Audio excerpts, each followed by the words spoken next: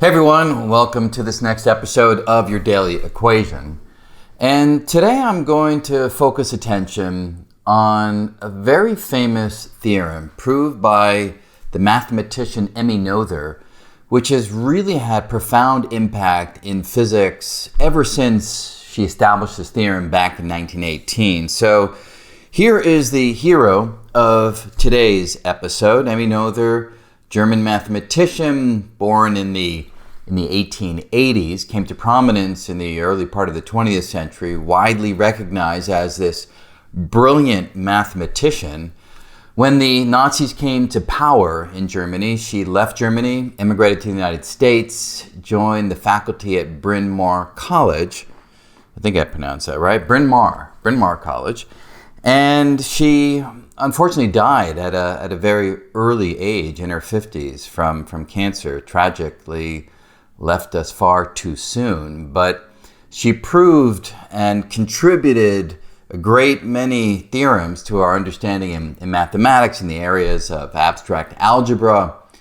I've studied her work outside of physics in Galois theory and mathematics, but perhaps the most famous theorem, at least to a physicist, is what is known as Noether's theorem, as if there's only one. There are many. But it's a theorem that gives us insight into the connection between conservation laws and symmetry, as I'll now discuss. Here's a little excerpt from the paper itself. As I mentioned, 1918. As you can see, it gets kind of heavy after a while, but the essence of Noether's result can really be distilled into a fairly simple formulation, which of course can be generalized, but I like to pare things down in this series to the essence of the mathematical idea, because the generalizations can look far more complicated than the initial incarnation that, for instance, I show you. But those details, while important for the general application of many of these ideas, are not so important to get the gist, the essence of what the contribution is all about. So let's get into then the subject here. And let me swap over to my iPad. Good. So we're talking about Noether's theorem, and I know that I am pronouncing her name a little bit wrong, but it's kind of the best that I can do. Maybe it's Noether's theorem, something like that, but it's going to sound kind of bizarre if I try to do that, so let me just use the standard American pronunciation of Noether's theorem. And the idea, is this up? Yeah, it is up on the screen. Okay, so as I mentioned, it's all about the relationship between what are known as conservation laws and symmetries. And so let me spend just a moment on conservation laws first, then I'll get to symmetries, and then I'll show her beautiful theorem that connects the two. All right, so what is a conservation law? A conservation law is any law that tells us that a quantity doesn't change over time. I mean, the most familiar conservation law I think that we're all familiar with is this notion of conservation of energy. The energy that you begin with is equal to the energy that you end with if you add up all sources of energy. And these conservation laws are incredibly powerful. I mean, let me just give you one simple example that no doubt you've encountered various versions of this in your own studies, but it's kind of good just to see it spelled out once, especially in this context. So let's imagine that we have some block that's on a hill, and maybe it's a really complicated looking hill, and the block starts over here and it slides down this hill. Imagine there's no friction, so things are really nice. And imagine that you are challenged with working out what the speed of the block is at the bottom of the hill. Now, of course, one way of going about this, and the most straightforward, naively, is you simply start with Newton's laws, and you've got F equals ma equals m d2x dt squared, and you know the various forces that are acting on this block. You've got the force of gravity. You've got the normal force, that's the force exerted by the slide along which this block is moving. So you could try to spell these out in detail with the vector components, plug them into the differential equation above. From that, if you solve that differential equation, you could get the position as a function of the time t. Given that, you could take the derivative and you evaluate it at the time when the block gets to this location. So all very doable, but a little bit involved. A far simpler way to get at the answer is to use conservation of energy. What do I mean by that in this particular case? Well, at the beginning of the block's journey, it is, say, at rest, and therefore all of the initial energy that it starts with comes from gravitational potential energy, which we know, and I'll just write down here, is the mass of the block, g, the acceleration due to gravity, times h. Imagine that the height of the block above the ground surface is h. Now, by conservation of energy, this must also be equal to the energy that the block has at the end of its journey when it has reached this location over here. The color of the block won't change, but you know what I mean. Now, at that location, the block doesn't have any gravitational potential because h is equal to 0, but it does have kinetic energy, which is 1/2 m times the speed squared. And then we therefore have mgh equals 1/2 mv squared, which means we can solve for v, multiply 2, the m's go away, and v therefore is equal to the square root of 2gh. And there we have the answer in, one line of work. No differential equation to solve, no F equals ma. So it's a real powerful shortcut to getting the answer to the problem that we were looking at. So conservation laws, the message of this little example really brings home, are quite powerful. Let me give you one other example just for the fun of it. Let's look at conservation of momentum. So let's imagine a circumstance where momentum is conserved, and the circumstances under which it is conserved we are going to come to quite shortly. But I'll give you an example where it is conserved. Imagine I have, say, a star in space, and it goes supernova.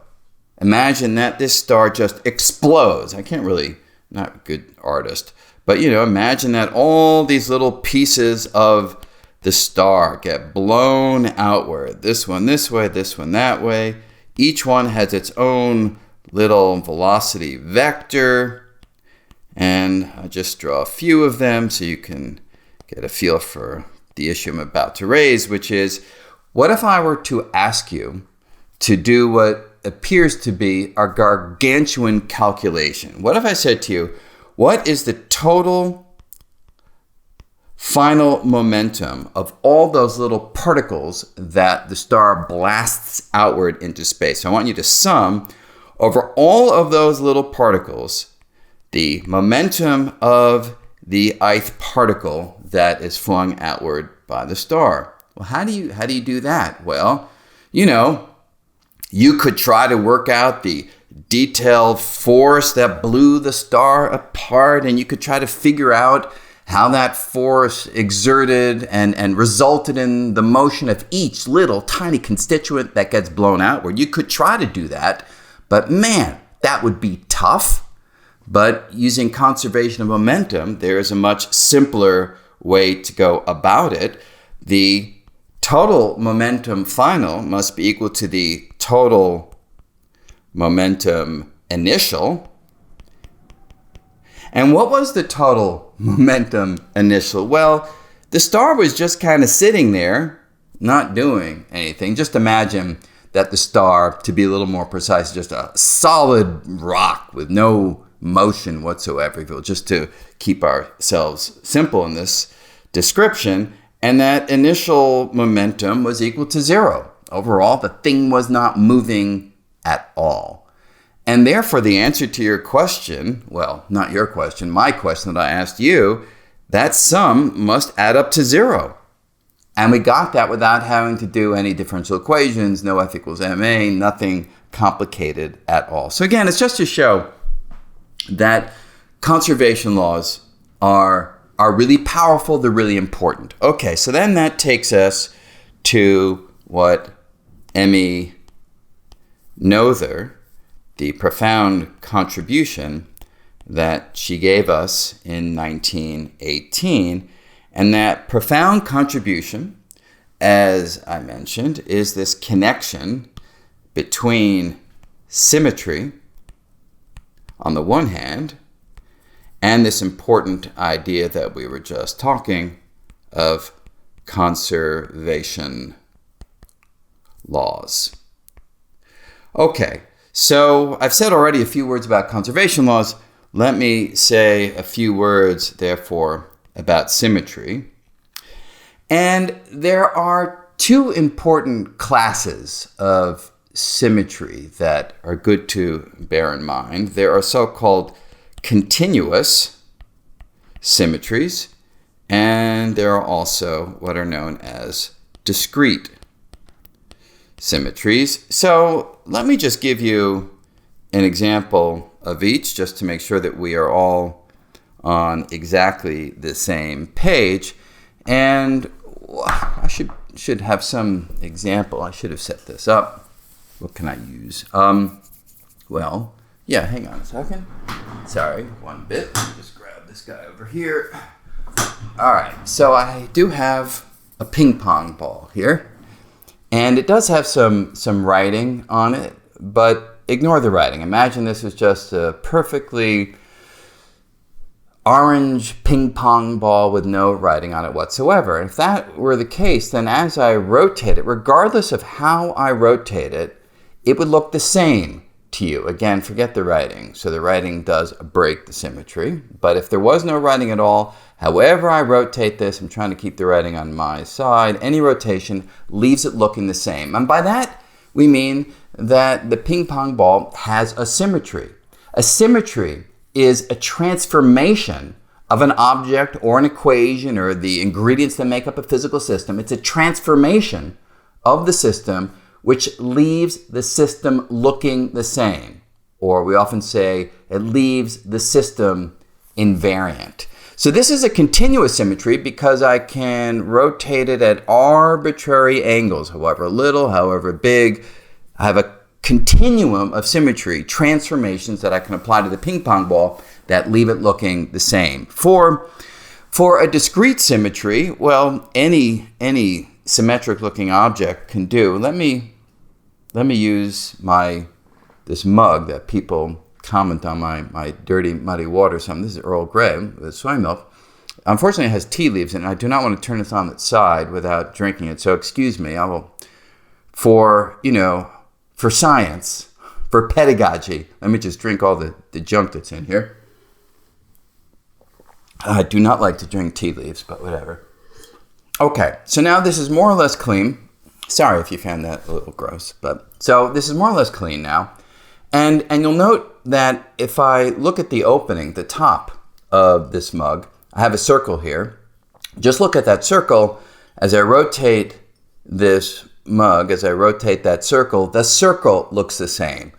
The rest of the mug does not look the same under that continuous transformation, of course, because, forget about the handle, but the rest of the mug, it has a discrete symmetry. By that I mean, if I rotate it by 90 degrees, it looks the same. Forget the handle. If I rotate it by 90, it all looks the same because of the discrete symmetry respected by the bulk, the body of the mug. And so this is an interesting example where I have both a continuous symmetry for part of it and I have a discrete 90-degree fourfold symmetry for the rest of the mug. You can do this with a book. Why not? plug my own book, right?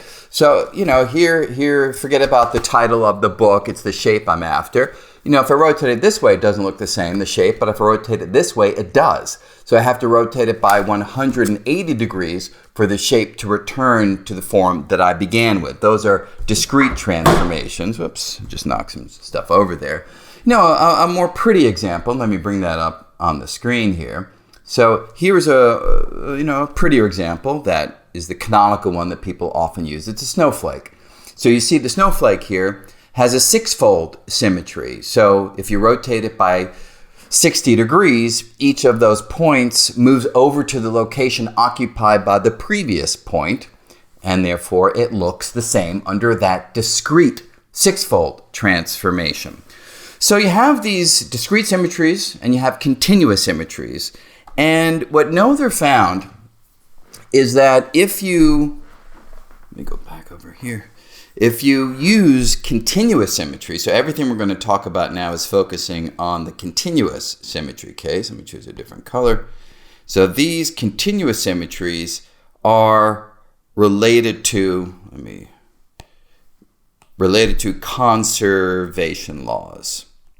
And it's that connection that I now want to spell out for you. And it's actually in the pared down version that I'm going to focus my attention on. It's actually a pretty straightforward argument. Again, as I showed you, Noether's paper does get pretty involved. You can take these ideas to a great level of generalization and abstraction, but to get the gist of it, you don't really need all of that. So what am I going to do? I'm going to work in the context of Lagrangian Mechanics. And if you don't know what that is, then you're going to have to just kind of follow along at a 30,000 foot level. But if you want to have a little background on that, you can look at the episode that we had earlier on the least action principle, where I described the basic idea of Lagrangian mechanics. I'm not going to go all the way back to review that here. Let me just, wow, that is a serious M that I have there. Can I just erase this little part of it? Yeah, it's going to get in my way. Let me just do that like that. So I'm going to start with a Lagrangian, which you will recall either from your own studies or from our previous episode. Say depends on coordinates, their derivative. So a dot means dx, dt. I could also have a t in here, but I'm going to pare it back just to keep things simple. And imagine that the Lagrangian is a function, say, of x and x dot.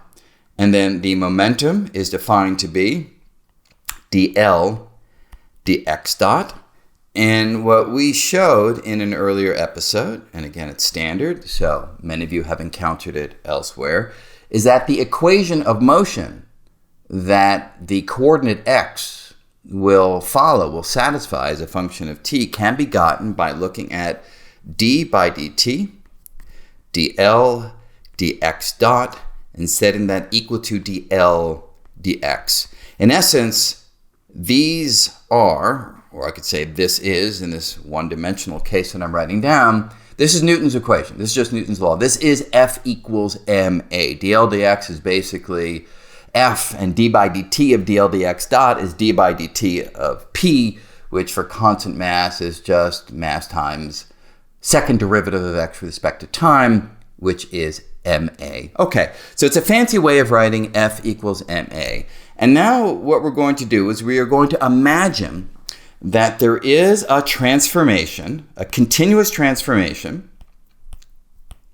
in which we are going to imagine taking x and replacing it by some transformed value of x, which I'm going to call x of lambda. So lambda will be our transformation parameter. So for instance, when I was rotating the ping pong ball, lambda could be the angle through which I am rotating this ball, say, in three-dimensional space. So I'm going to take x to be x of lambda, and I am going to imagine that this is a symmetry of my Lagrangian, which means that when I plug x of lambda in place of x in my Lagrangian, imagine I substitute x of lambda for x, the Lagrangian won't change at all, which means if I now frame this in just the language of calculus,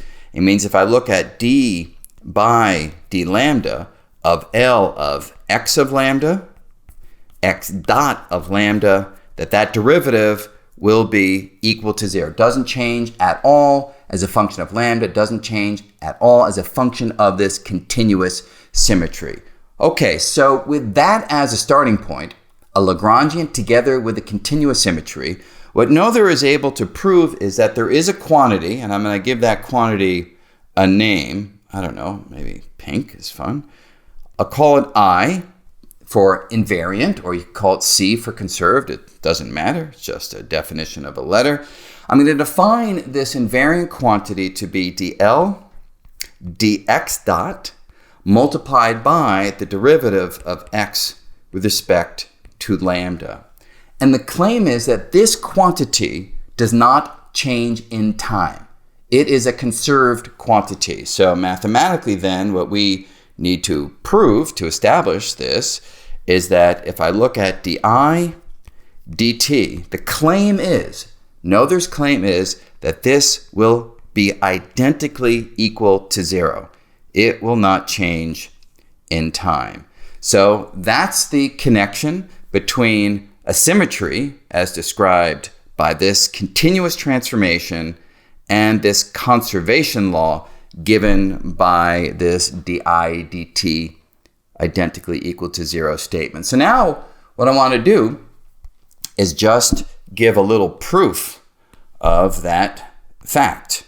And the proof is in this very simple pared down version, not hard to come by at all. We just really need to follow our nose, as people say. So we're going to just calculate di dt. So we're going to calculate d by dt of dl dx dot dx d lambda. And now I'm just going to use the product rule to work this out. So this is the same as d by dt of dl dx dot times dx d lambda. And now let me add in the second term, dl dx dot. Now I can put my d by dt acting on dx by d lambda, but I'm going to assume that the symmetry transformation does not depend upon time. Again, one of the little simplifications, you can be more general, as I've said before, but just to get the gist of it, we'll look at that simple case, which means I can interchange the lambda derivative and the t derivative, and I'm going to do that. I'll write this as d by d lambda of dx dt. Okay, so far so good. Now what I'm going to do is, oh, sorry, I didn't mean to bring that full frame. Sorry, let me do this again. So what I'm going to do now is I'm going to simplify, or perhaps a better way of saying it is, I'm going to make use of my understanding of the equations of motion to substitute a different expression for d by dt dl dx dot. How do I do that? Well, look, I'll scroll right up over here. Notice that what we had before are these equations of motion that emerge from this least action principle. This is nothing but F equals ma in a slightly fancier language. But the point for us now is the first term, d by dt dl dx dot, we can now substitute from the equations of motion, set that equal to dl dx, this guy right over here. So let me do that. So I'll write this now as equal to, say, dl dx times dx d lambda. And then for the second term, I'll write it as dl dx dot.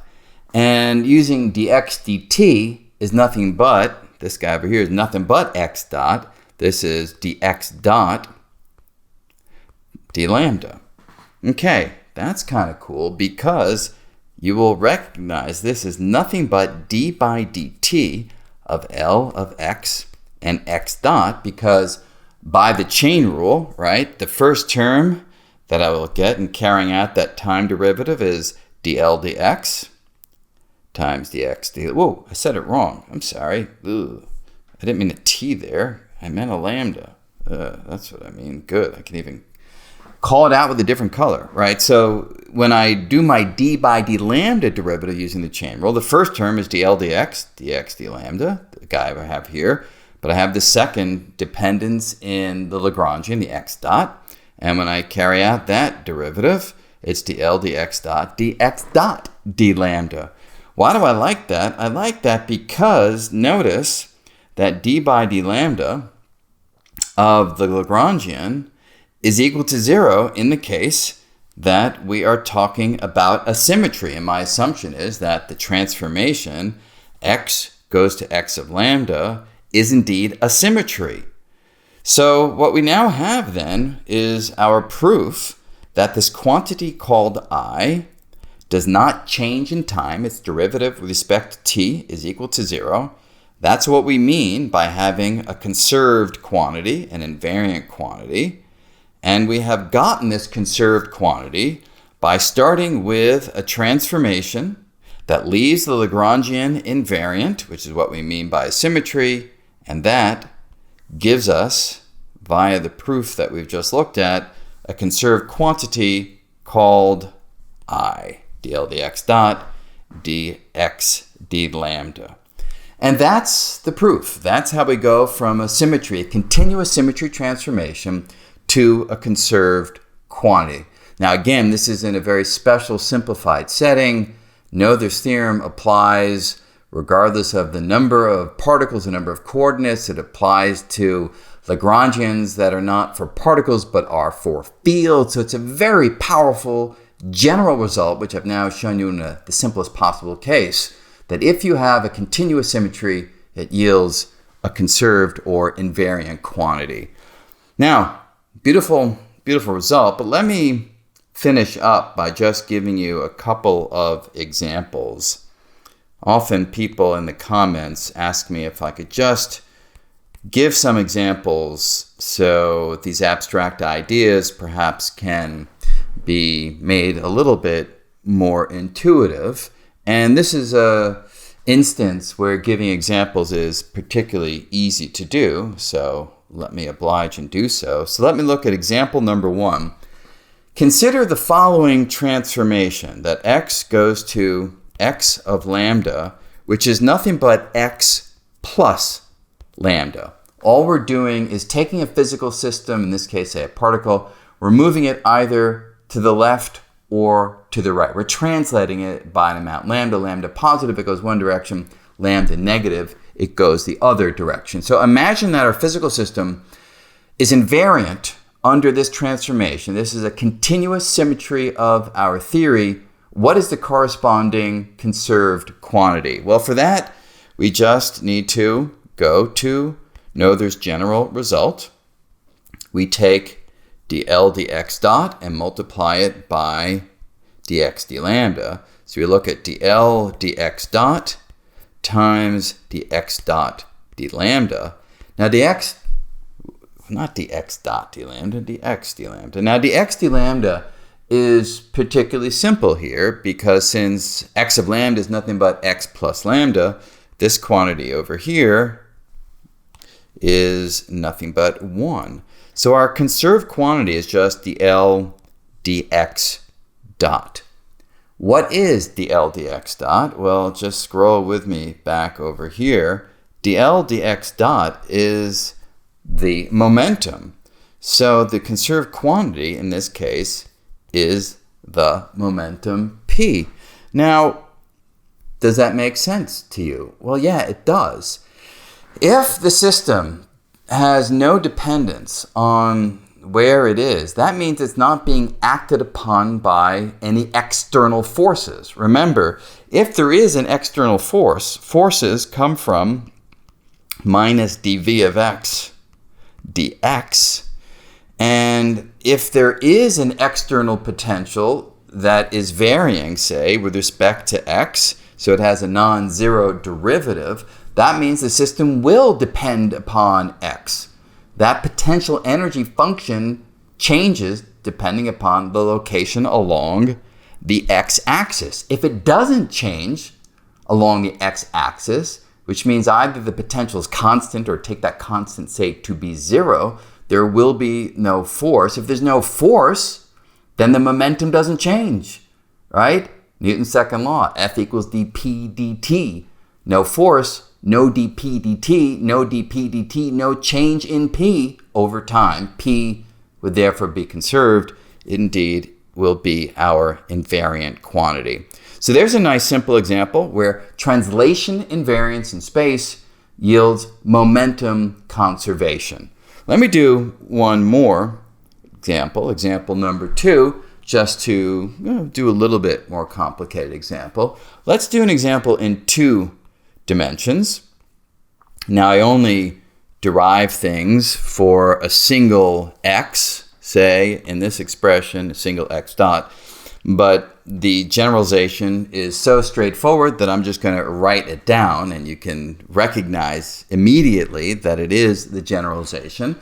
So what I'm going to do here is I'm going to consider a system, and let's imagine that this system has coordinates, say, x1 and x2, some physical system, and imagine that the system is rotationally invariant. Right? So if I take my coordinates x1 and x2 and say I rotate them, right? Oops, that's a little funny. So let's say I rotate, not a very good drawing over here, but let's say I rotate my system through some angle theta. Imagine that the system just doesn't care. It's completely insensitive to its angular orientation in this 2-dimensional space. It's completely invariant under that transformation. Now, what would that transformation look like? Well, I could write it down as x1, x2, write it as a little column vector. Imagine this guy is rotated, and the 2-dimensional rotation matrix, you may know what that looks like, but let's write it as cosine lambda minus sine lambda, cosine lambda, acting on x1, x2. This would be what we mean by the vector x of lambda. And I'm going to choose lambda to be small, the angle that I called theta over here. I'm just calling lambda in my transformation matrix. Since ultimately I'm going to take a derivative with respect to lambda, I can choose lambda to be infinitesimal just to make my life a little bit easier. And for very small values of lambda, you may recall, say, from our episode on the most beautiful equation, the Euler identity, that you can do a Taylor expansion on cosines and sines. Hopefully, perhaps you even know this without the episode itself, but I'll write down the result that you get for small values of lambda to first order. Cosine lambda is 1. The lambda dependence doesn't start till second order, and I'm going to be taking the derivative around lambda equal to 0, so that term will drop away. Sine lambda, that just gives me a minus lambda. Sine lambda also to first order gives me a lambda, and again the cosine gives me 1, x1, x2. And therefore, this is telling us that x1 goes to x1 minus lambda x2, and x2 goes to x2 plus lambda x1, just doing that little matrix multiplication. So this is my infinitesimal version of that continuous rotational transformation. And now I'm going to assume, as I said, my system is invariant under this transformation. What therefore is the conserved quantity? Well, the conserved quantity, we know what that looks like. It's dl dx dot dx d lambda in the 1D case. In the 2D case, what is this equal to? Well, 2D, I just do dl dx1 dot dx1 d lambda plus dl dx2 dot dx2 d lambda. And now this is something I can easily plug in. So dl dx1 dot, that gives me p1, the momentum in the one direction.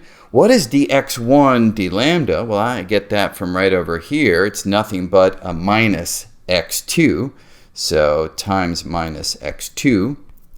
The dl dx2 dot, that's the 2 component of the momentum.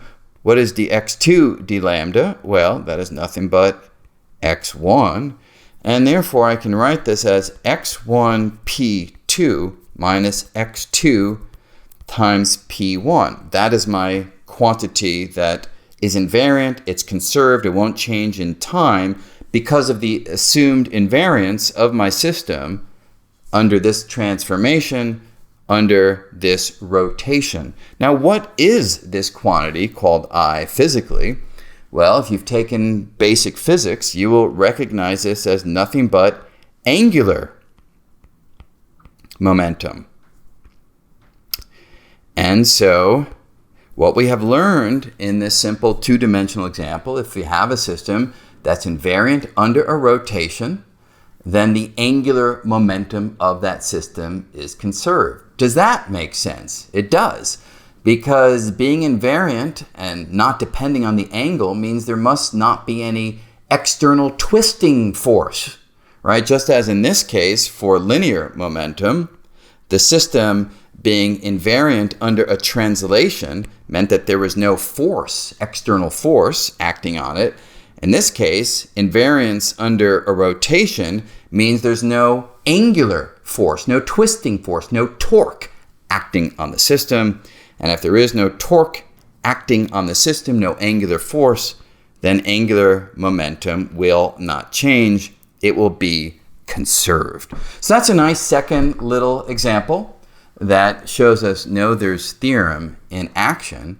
But, just to finish this up, you have this very beautiful result that we now have relating symmetries and conservation. So this is really what it is right here, that if a Lagrangian is invariant under a transformation, come on, let me scroll, thank you. So if a Lagrangian is invariant on this kind of a continuous transformation, it's symmetric under it, then this quantity will not change in time. That is the beautiful, powerful Noether's theorem that we use in classical mechanics. We use it in quantum mechanics. We use it in quantum field theory. You can substitute, instead of particle positions, you can put down values of fields in a Lagrangian that depends upon fields. And in this way, we're off and running in terms of getting this powerful notion of conservation laws emerging from now a turn of the crank understanding of the underlying dynamics. You give me a Lagrangian that has any continuous symmetry, I turn the crank and I extract, a la Emmy Noether, a conserved quantity. All right, so that is what I wanted to cover today, Noether's theorem. I hope you get the gist of it in these simple examples, easy to generalize, powerful result. But that is your daily equation for today. Until next time, take care.